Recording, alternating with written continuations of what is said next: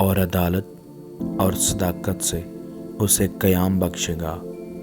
رب الفواج کی غیوری یہ کرے گی۔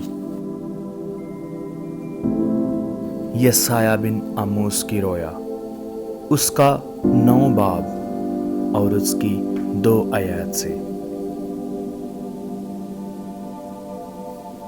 جو لوگ تاریکی میں چلتے تھے انہوں نے بڑی روشنی دیکھی،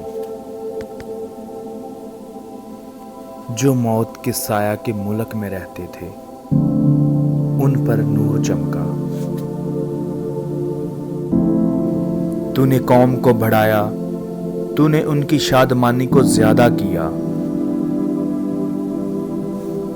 وہ تیرے حضور ایسے خوش ہیں جیسے فصل کاٹتے وقت اور غنیمت کی تقسیم کے وقت لوگ خوش ہوتے ہیں، کیونکہ تو نے ان کے بوجھ کے جوئے اور ان کے کندھے کے لٹھ اور ان پر ظلم کرنے والے کے عصا کو ایسا توڑا ہے جیسا مدیان کے دن میں کیا تھا۔ کیونکہ جنگ میں مسلح مردوں کے تمام سلاح اور خون آلودہ کپڑے جلانے کے لیے آگ کا ایندھن ہوں گے۔ اس لیے ہمارے لیے ایک لڑکا تولد ہوا اور ہم کو ایک بیٹا بخشا گیا، اور سلطنت اس کے کندھے پر ہوگی، اور اس کا نام عجیب، مشیر، خدائے قادر، ابدیت کا باپ، سلامتی کا شہزادہ ہوگا۔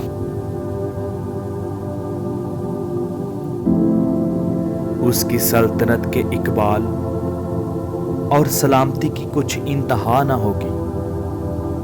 وہ داؤد کے تخت اور اس کی مملکت پر آج سے ابد تک حکمران رہے گا، اور عدالت اور صداقت سے اسے قیام بخشے گا۔ رب الفواج کی غیوری یہ کرے گی۔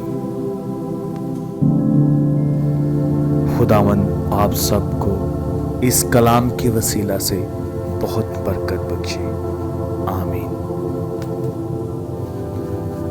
اگر آپ کو ہماری ویڈیو اچھی لگے تو لائک ضرور کریں، اور اگر آپ ہمارے چینل پر نئے ہیں تو چینل کو سبسکرائب کریں اور بیل آئیکن کے بٹن کو دبا دیں تاکہ ہماری ہر آنے والی ویڈیو آپ تک پہنچتی رہے۔